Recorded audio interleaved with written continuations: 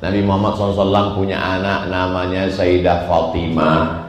Fatimah punya anak, nama anaknya Sayyidina Husain. Husain punya anak, nama anaknya Zainal Abidin. Zainal Abidin punya anak namanya Muhammad Al-Baqir. Muhammad Al-Baqir punya anak namanya Ja'far Shadiq. Ja'far Shadiq punya anak namanya Ali Al-Uraidi. Ali Al-Uraidi punya anak namanya Muhammad Naqib. Muhammad Naqib punya anak namanya Isa. Isa punya anak namanya Ahmad Al-Muhajir. Ahmad Al-Muhajir ini, muhajir artinya hijrah. Hijrahlah dia ke Hadramaut, Tarim, Yaman. Sampai di sana beranak pinaklah dia. Salah satu nama anaknya itu adalah Abdurrahman As-Saqqaf. Saqqaf artinya atap. Kenapa disebut atap? Karena ilmunya, bangunan ini yang paling tinggi apa?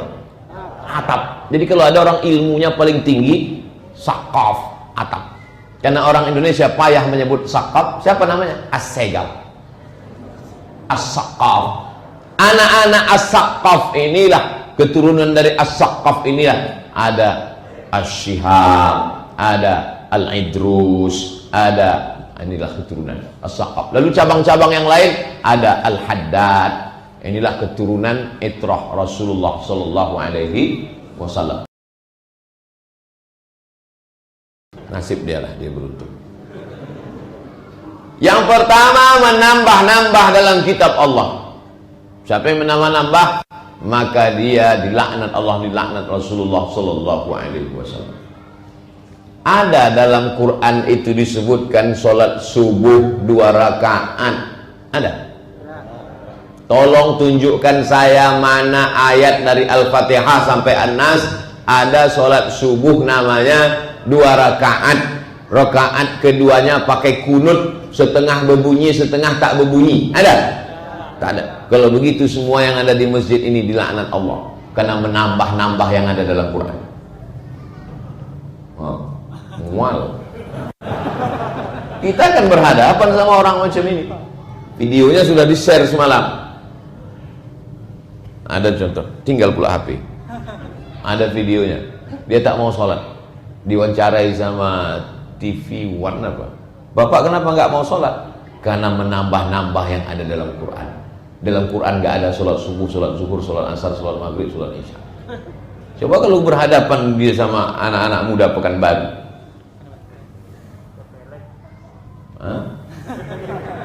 Kita bilang menempeleng itu kalau kita ramai dia sendiri.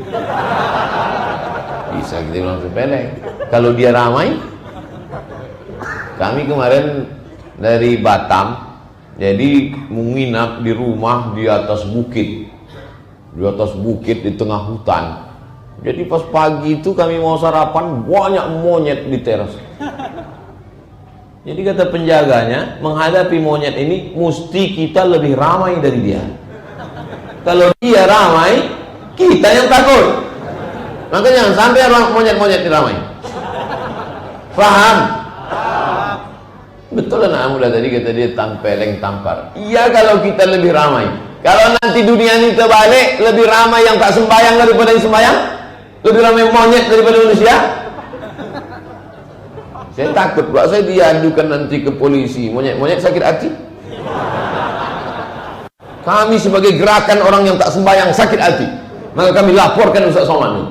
Sekarang iyalah bisa kita menang karena lebih banyak yang sembahyang daripada tak sembahyang. Kalau dunia ini nanti terbolak-balik, lebih banyak yang tak sembahyang daripada yang sembahyang. Di bawahnya Quran. Kalian yang sholat itu hanya menambah-nambah saja. Di Quran tak ada, di hadis tak ada. Ati Allah wa ati'un Rasul. Taatlah kepada Allah, Al-Quran. Penjelasan isi Al-Quran itu ada dalam sunnah Rasulullah. Wa ma atakumur rasulu fakhudhuh. Apa yang dilakukan Rasul maka amalkanlah. Jadi yang kita lakukan ini adalah menurut tuntunan Quran dan sunnah. Di dalam Quran itu disebutkan secara global. Wa aqimus shalah, dirikanlah salat. Alladzina yuqimuna shalah, mereka menegakkan salat. Aqimis salata li dzikri, mana salatnya ada dalam sunnah. Dijelaskan lagi lebih detail mana rukun, mana syarat, mana wajib, mana sunatnya, dijelaskan oleh ulama. Ada pernah Nabi mengajarkan rukun sholat 13? Ada? Mana ada? Dijelaskan secara sistematis oleh ulama. Makanya dikatakan jangan sampai hadisnya sahih, pemahamannya bengkok. Banyak sekarang orang mengajar hadisnya sahih, otak dia tak sahih. Dua, yang dilaknat Allah itu siapa? Wal mukadzibu biqadarillah, orang yang mendustakan takdir. Karena umat Islam ini mundur gara-gara beriman kepada takdir, maka dengan ini rukun iman kita amandemen jadi 5. Antuk minabillah wa malaikatihi wa kutubihi wa rusulihi wal yaumil akhir. Takdir tak perlu dipercaya, karena takdir hanya membuat umat Islam mundur. Siapa itu? Qadariyah, ahlul bid'ah ini. Sedangkan kita adalah beriman kepada 6 rukun iman, maka kita ini disebut dengan ahlus sunnah. Yang salah itu bukan takdirnya, yang salah itu orangnya, karena dia pasrah berserah kepada takdir. Abang tak cari makan bang, abang tak kerja bang, abang tak ke kantor bang. Kalau memang sudah rezeki kita tak akan kemana adinda. Rezeki itu lebih tahu di mana alamat kita daripada kita tahu di mana letak rezeki kita. Rezeki itu lebih bersemangat mencari kita daripada kita mencari rezeki kita. Betul tak cakap tu? Betul. Rezeki itu lebih tahu di mana Abdul Somad daripada Abdul Somad tahu di mana rezeki. Saya tak tahu di mana letak sarapan saya pagi. Entah di warung mana, entah di rumah mana, tak tahu. Tapi lontong sayur itu tahu di mana saya berada. Takkan mungkin dia salah alamat. Betul? Begitu jugalah malaikat maut takkan mungkin salah cabut nyawa. Takut betul. Sampai salah lauk pun dikasih hand sanitizer. Saking takutnya. Mati juga. Matinya bukan kena COVID. Matinya kena klakson. Di klakson orang dari belakang. Tan, tan. Kumat darah tinggi dia. Mati. Tapi jangan gara-gara ini lalu kita tidak ikut protokol kesehatan. Tetap pakai masker. Saya kemana-mana saya gantungkan masker. Tak benar tinggal. Tidur pun saya gantung. Atau kita mati. Tuduh orang kita tak takut, tak taat. 3. Wal mutasallitu ala ummati, orang yang berkuasa itu ya wali. Ada istilah wali nikah itu namanya wali jabar, wali majbur. Wali majbur itu 2, ayah sama atuk. Wali majbur itu begini, ayah kalian yang gadis-gadis, ayah kalian pergi ke pasar dupa. Sampai di pasar dupa ditengoknya tukang ayam ganteng betul. Dikasih tukang ayam itu pula ayam gratis seekor. Lalu dibilangnya situ, ku nikahkan engkau dengan anakku dengan mahar 2 ekor ayam tunai. Sah apa tak sah? Balik dia ke rumah bilang sama anak gadisnya, anak gadisku, ya kau udah ku nikahkan sama tukang ayam di pasar dupa. Nikahnya sah apa tak sah? Itu namanya wali majbur. Kenapa? Karena dia bisa memaksa. Makanya ada aliran ahli bid'ah di dunia ini namanya Jabariyah. Karena kata dia hidup ini terpaksa oleh takdir. Bil Jabarut, orang yang memimpin umatku tapi dengan memaksa. Ada orang sekarang jadi pemimpin karena memaksa? Ada. Pak RT, Pak RW, tolong pilih ini. Kalau tak pilih, tak turun dana. Bil Jabarut. RT dipaksa karena kades mau naik. Tolong yang gubernur, bupati, presiden jangan tersinggung. Aku cerita kades aja sini. RT tolong pilih ini. Kalau tidak, awas, tak turun dana kalian. Bil Jabarut. Akan ada sekelompok manusia memimpin umatku nanti di akhir zaman, tapi dia dengan memaksa. Setelah dia berkuasa dengan memaksa, apa yang dia lakukan? Liyudhilla man a'azzallah, menghinakan yang dimuliakan Allah, Wa yu'izza man adzallallah, memuliakan yang dihina Allah dimuliakannya. Ada tak zaman sekarang? Saya ulang sekali lagi. Yang dihinakan Allah dimuliakannya, yang dimuliakan Allah dihinakan. Drama Korea, K-pop, itu kan dihinakan Allah kan? Penghafal Quran, anak-anak muda yang ganteng, good looking, bilang radikal. Udah nampak kan contohnya? Aku kasih contoh aja. Mau percaya, alhamdulillah. Tak percaya, aku jelaskan. Berkuasa karena memaksa, setelah berkuasa menghinakan yang dimuliakan Allah, memuliakan yang dihinakan Allah SWT. Hebat tak Nabi Muhammad? Hebat. 1400 tahun dia sudah meninggal, tapi tak. Jangankan filosof, kita aja kadang bercakap hari ini, besok tak laku lagi. Nabi SAW 14 abad bisa. Tolong kalau waktu udah habis kasih tahu. Masjid-masjid lain tak ada, kasih tahunya saya.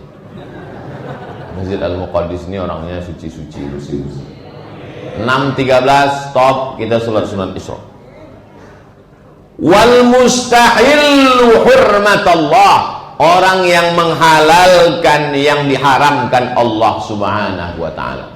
Semua yang dihalalkan Allah diharamkannya. Semua yang diharamkan Allah dihalalkannya. Sampai-sampai babi pun dihalalkan. Babi itu yang haram tuh dagingnya aja. Kalau bulu babi tak apa-apa. Enak kali rotinya tadi Ustaz. Crispy. Apa tak enak? Kuasnya bulu babi. Bahkan sampai ke kuas untuk memoleskan bedak tuh kayak bulu babi. Bagaimana kita tahu cara membedakan itu kuas ijuk dengan kuas bulu babi? Ambil sebatang dua batang, bakar. Kalau tercium bau rambut berarti bulu babi. Lebih gurih, lebih lembut, lebih tenang. Hati-hati. Menghalalkan yang diharamkan Allah Subhanahu wa ta'ala. Wal mustahillu min itrati ma harramallah, menghalalkan yang diharamkan Allah Subhanahu wa ta'ala. Makna itrati, keluargaku, keluarga Nabi Muhammad sallallahu alaihi wasallam. Kata Nabi, kutinggalkan pada kamu dua perkara. In tamassaktum bihima, kalau kamu pegang yang dua ini, maka kamu tak akan sesat selamanya. Dalam Sahih Muslim, kitab Allah wa itrati ahli baiti, kitab Allah dan keluarga. Nabi Muhammad SAW punya anak namanya Sayyidah Fatimah. Fatimah punya anak, nama anaknya Sayyidina Husain. Husain punya anak, nama anaknya Zainal Abidin. Zainal Abidin punya anak namanya Muhammad Al-Baqir. Muhammad Al-Baqir punya anak namanya Ja'far Shadiq. Ja'far Shadiq punya anak namanya Ali Al-Uraidi. Ali Al-Uraidi punya anak namanya Muhammad Naqib. Muhammad Naqib punya anak namanya Isa. Isa punya anak namanya Ahmad Al-Muhajir. Ahmad Al-Muhajir ini, muhajir artinya hijrah. Hijrahlah dia ke Hadramaut, Tarim, Yaman. Sampai di sana beranak pinaklah dia. Salah satu nama anaknya itu adalah Abdurrahman As-Saqqaf. Saqqaf artinya atap. Kenapa disebut atap? Karena ilmunya, bangunan ini yang paling tinggi apa? Atap. Jadi kalau ada orang ilmunya paling tinggi, Saqqaf, atap. Karena orang Indonesia payah menyebut Saqqaf, siapa namanya? As-Segal, As-Saqqaf. Anak-anak As-Saqqaf inilah, keturunan dari As-Saqqaf inilah, ada Asy-Syihab, ada Al-Idrus, ada, inilah keturunan As-Saqqaf. Lalu cabang-cabang yang lain ada Al-Haddad. Inilah keturunan itrah Rasulullah sallallahu alaihi wasallam. Orang Riau ini cinta tak kepada keturunan Rasulullah? Mana buktinya? Nanti antum pergi ke Jakarta, ada Habib Rizik Syihab, ada Habib Bahar bin Sumaid, ada Habib Ali Zainal Abidin. Di Yaman paling banyak Habib. Di Mesir Habib. Wakil rektor Al-Azhar itu Habib, keturunan dari Al-Husain. Di Maroko, Raja Maroko itu Habib. Di kalau ditanya orang, ada Habib di Pekanbaru. Siapa Habib Pekanbaru? Habib Taufik As-Segaf, Habib Muhammad bin Syihab. Ketahuan tak pernah ikut pengajian Habib. Ustaz Somad Habib, gimana Habib hidung pesek? Habib itu diambil dari kata hub. Hub artinya cinta. Orang yang kita cinta itu disebut dengan Habib. Orang Mesir kalau dia manggil suaminya, ya Habibi, ya Habibi, artinya kekasih. Kawan kami ada orang Aceh, namanya Habibi. Jadi waktu kami naik bis, ada kawan manggil, Habibi, Habibi. Semua orang Mesir nengok. Habib artinya orang yang kita cinta. Mudah-mudahan dengan cinta kepada anak cucunya, maka disatukanlah kita kepada datuknya, Sayyidina wa Maulana Muhammad sallallahu alaihi.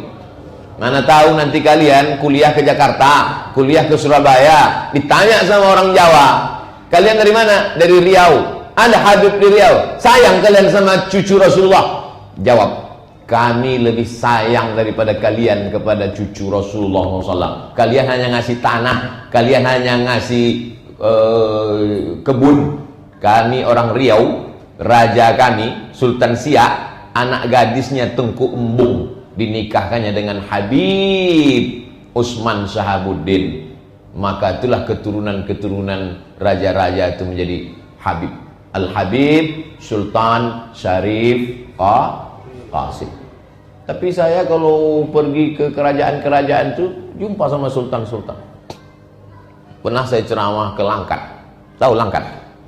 Langkat itu sebelum Aceh, Sumatera Utara, mau naik ke atas, itu kabupaten terakhir naik, Kabupaten Merak. Pas sudah turun, di stop mobil. Stop. Kenapa? Saya bilang, Sultan Langkat mau jumpa Ustaz. Sultan. Pas jumpa Ustaz Abdul Somad, baik dengan datuk-datuk kami, ada Sultan. Tapi di Siak tak ada lagi Sultan.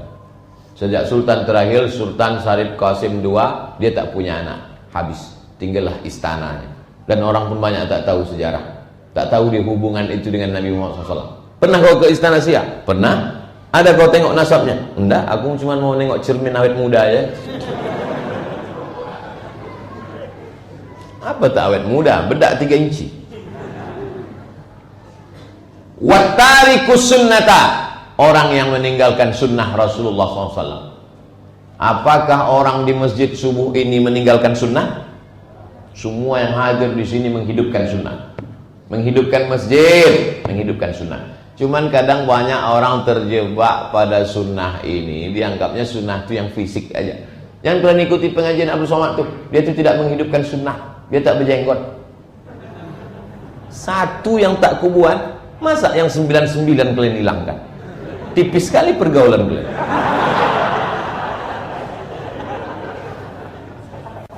Jadi jangan i'dilu wa aqrabu littaqwa. Adil lah, bersikap adil. Jangan gara-gara satu tak dibuat orang, gara-gara hujan sehari hilang kemarau setahun. Satu yang tak dibuat orang, lalu kita salahkan. Oleh sebab itu kita mesti adil. Sunnah itu tidak hanya sifat zahir. Tapi bukan saya menyalahkan yang pakai jenggot. Bersorban sunnah, pakai jubah sunnah. Kalau Habib-Habib itu dari ujung rambut ke ujung kaki sunnah. Di atas pakai sorban, berjenggot, pakai celak, ismit. Nabi pakai celak. Ternyata setelah diteliti, celak itu obat untuk menyegarkan mata. Pakai cincin di kelingking. Nabi pakai cincin di kelingking. Pakai tongkat. Nanti kalau nampak antum ada ustadz belum tua kali, masih muda 30-40, tapi pakai tongkat. Dan Nabi itu pakai tongkat. Semua Nabi-Nabi pakai tongkat. Cuman paling hebat tongkat Nabi Musa, dipukulkannya 12 mata air memancar. Ustadz sekarang pakai tongkat, keran air mati. Wattarikus sunnata. Jadi kita semuanya di Pekanbaru ini melaksanakan sunnah, meramaikan masjid sunnah, ikut pengajian sunnah, hormat kepada ulama sunnah. Maka kita di sunnah. Hadis akhrajahu Tabrani. Hadis ini disebutkan oleh Imam At-Tabrani. Wa sahhahu Ibnu Hibban. dinyatakan sahih oleh Imam Ibnu Hibban wal Hakim. Imam Al-Hakim mengatakan hadis ini sahih. Imam Tabrani mengatakan, Imam Ibnu Hibban mengatakan hadis ini sahih. Kalau sudah ulama mengatakan sahih, ikut saja, manut wae. Saya tidak percaya dengan Imam Al-Hakim. Hah? Imam Al-Hakim kau tak percaya, tapi pilot pesawat kau percaya? Ada orang zaman sekarang, Imam Hakim dia tak percaya, Imam Tirmidzi dia tak percaya, Imam Ibnu Hibban dia tak percaya, tapi pilot pesawat dia percaya. Mana contohnya? Buktinya kalau dia naik pesawat, tak pernah diceknya pilot itu, mana rem tangan handbrake-nya, ini giginya matic apa manual. Sama ulama tak percaya, tapi sama pilot pesawat percaya, rupanya pilot itu sakau. Banyak kan pilot yang dites ternyata positif. Oknum, tidak semua pilot. Paham yang saya cakapkan nih? Maksudnya percaya kepada ulama yang memandai-mandai. Tak percaya sama saya tak apa-apa, karena saya tak pernah bicara menurut pendapat saya. Saya bicara menurut ulama. Belum pernah saya berfatwa menurut saya. Saya sadar saya bukan ahli fatwa. Walaupun kalau mau saya cetak kartu nama ini lebih panjang dari amplop lagi. Tapi dia tak mau. Hadis 18 dari Katsir bin Abdullah bin Amr bin Auf, dari bapaknya, dari kakeknya. Aku mendengar Rasulullah bersabda, "Inni akhafu ala ummati min salasin." Yang aku khawatirkan terjadi menimpa umatku ini ada 3. Yang pertama, min zallati alimin, orang berilmu terpeleset. Orang berilmu silap. Orang berilmu salah. Kalau ada satu orang penumpang salah dia, satu orang penumpang bis salah dia, yang salah berapa orang? Siapa pakai blender di atas? Kalau ada satu penumpang bis salah dia, silap dia, yang salah berapa orang? 1. Tapi kalau supir busway salah, berapa yang ikut salah? Tengok penumpangnya dulu. Itulah bahayanya kalau seorang berilmu salah. Makanya saya selalu mengatakan, menurut buku yang pernah saya baca begini. Tapi kalau kalian mau lagi, tanyalah Dr. Mawardi Muhammad Saleh. Dia itu 13 tahun di Madinah dan dia jurusan fikih. Ada gitu saya jawab kan? Tak pernah saya mengatakan ini menurut saya, yang lain daripada saya itu upil-upil aja itu. Tak pernah. Oleh sebab itu maka menurut buku yang pernah saya baca, menurut guru-guru saya dulu, jangan sampai kita mengaku kita yang paling ulamanya.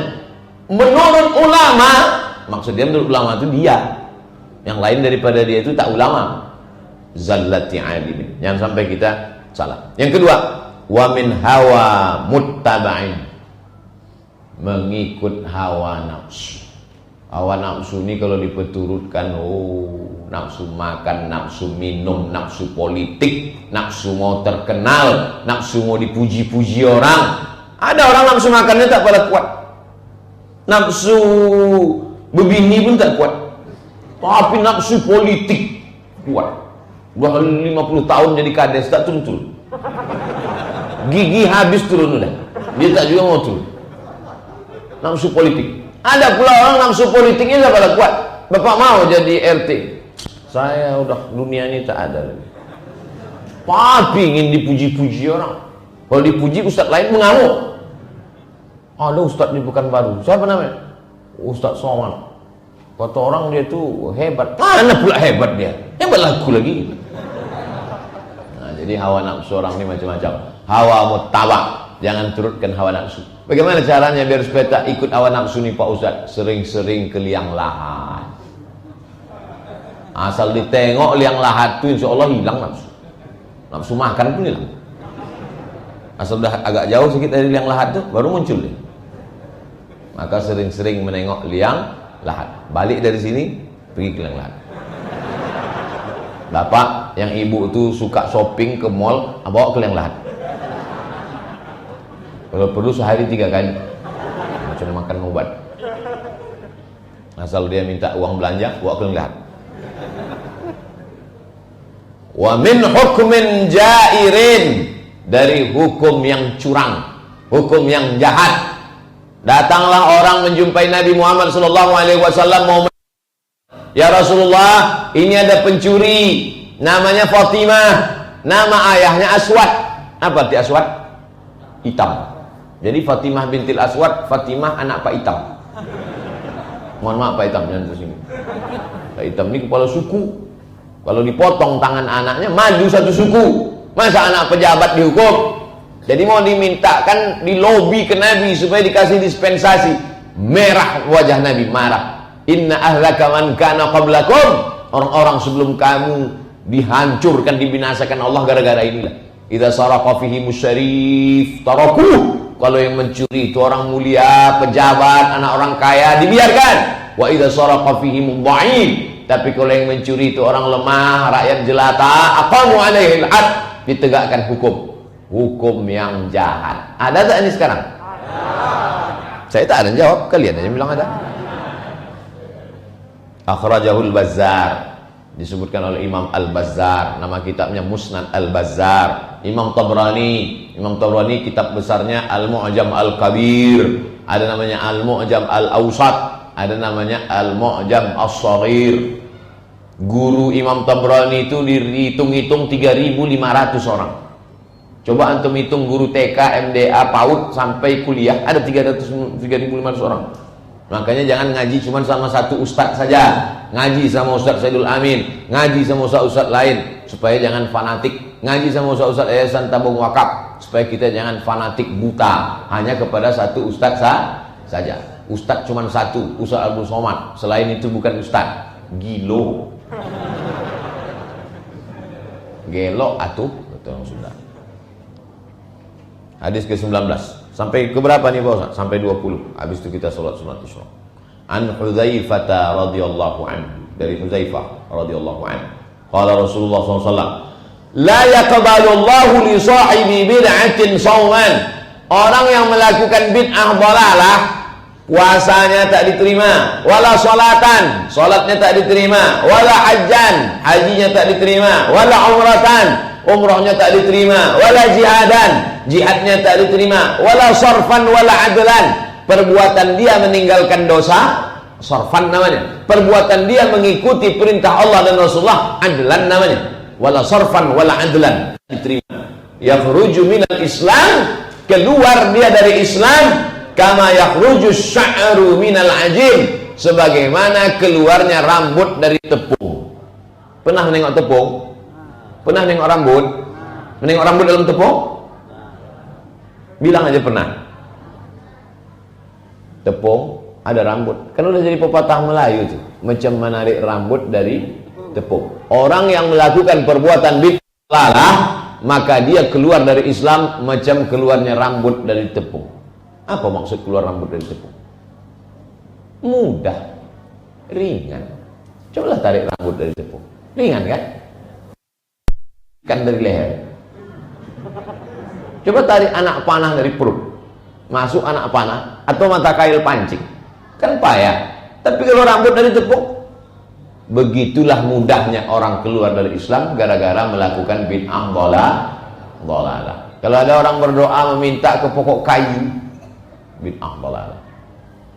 Kok kenapa minta ke pokok kayu? Saya sebenarnya mintanya sama Allah, cuman Allah itu menurunkan sesuatu ke pokok kayu ini. Apa pula? Saya minta kepada penjaga pokok kayu ini. Ada jin Islam di sini Pak Ustaz. Udah lama dia di sini. Udah ngurus KTP seumur hidup dia di sini. Idza sa'alta fas'alillah. Kalau minta, mintalah kepada Allah. Wa idza sta'anta fasta'in billah. Kalau minta tolonglah kepada Allah. Hadis Ibnu Majah. Nama kitabnya Sunan Ibnu Majah. Hadis yang terakhir ke-20 dari Kasir Ibnu Abdullah Ibnu Amr Ibnu Auf, dari bapaknya, dari kakeknya, Rasulullah SAW berkata kepada Bilal bin Haris, bukan yang muazin. Yang muazin itu Bilal bin Rabah. Yauman, suatu hari, i'lam ya Bilal, ketahuilah wahai Bilal. Kata si Bilal, ma'alam ya Rasulullah. Ketahuilah yang wahai Bilal. Apa yang perlu ku ketahui wahai Rasulullah? Kata Bilal, kata Nabi, i'lam Ketahuilah wahai Bilal, anna man ahya sunnatan min sunnati, siapa yang menghidupi satu saja sunnah dari sunnahku, umitat ba'di kana lahu minal ajri mithlu man amila biha min ghairi an yanqusa min ujurihim syai'an. Siapa yang menghidupkan satu sunnah saja dari sunnahku, maka sesudah itu dia mati, sunnahku itu sudah hilang, tak ada lagi sunnah itu, tapi dihidupkannya sesudah aku mati, karena lagu minal ajri, maka dia dapat pahala seperti orang yang melakukannya tanpa mengurangi pahala orang itu walau sedikit pun. Ada satu sunnah yang sudah ditinggalkan orang, umitat min ba'di, dihidupkannya balik sunnah itu, maka dia dapat pahala seperti orang yang melakukannya sampai hari kiamat. Sunnah pakai jubah, pakai sorban hampir punah di India, karena sorban orang Islam kalah dengan sorban orang Sikh, dengan sorban orang India. Ada sorban bid'ah, ada sorban sunnah. Datanglah ulama namanya Syekh Zakaria Kandahlawi, kemudian Maulana Ilyas, kemudian mereka hidupkan lagi sunnahnya.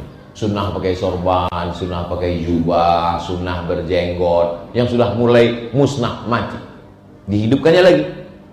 Man ahya sunnatan min sunnati, siapa yang menghidupkan satu sunnah dari sunnahku, umitat min ba'di, sunnah itu sudah mati setelah aku meninggal, karena minal ajri, dia dapat pahala seperti orang yang melakukannya sampai hari kiamat, dan orang itu pahalanya tidak berkurang sedikit pun. Bisa apa tak bisa?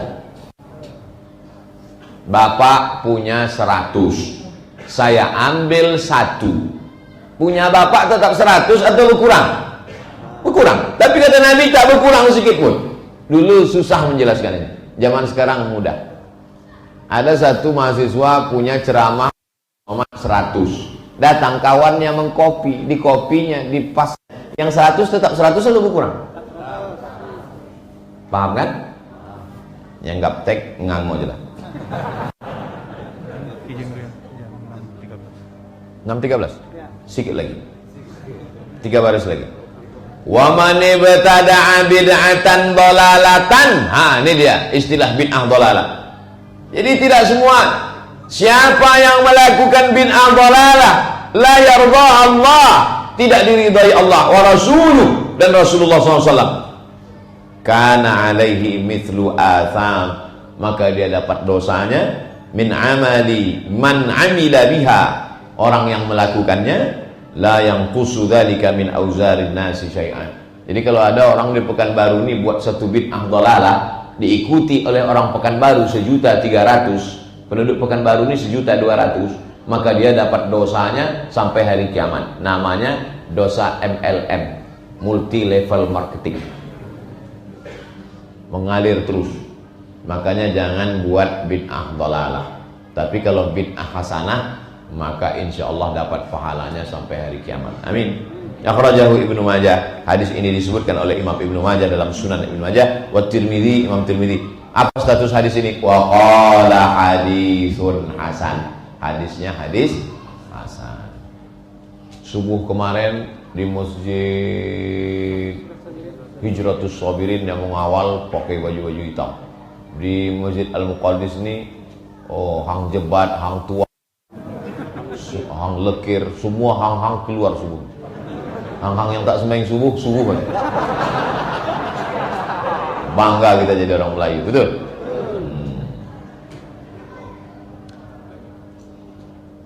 Hang masker keluar. Kita pertemuan berikutnya tadi di masjid Baitul Mu'tamar Rombai, Simpang 4. Jangan terus pula itu ke Simpang Bingung itu.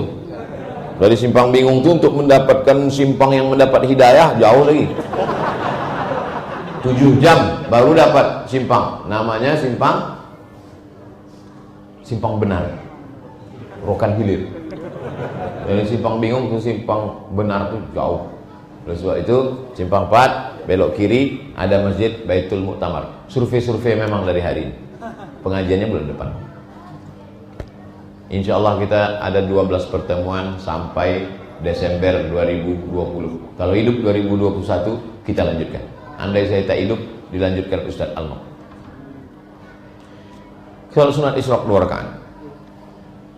Yang bisa, yang tak bisa duduk aja, nanti habis tanya jawab saya akan jawab pertanyaan 5, 7, 10 pertanyaan, nanti habis itu baru kita bubar. Terima kasih. Assalamualaikum warahmatullahi wabarakatuh.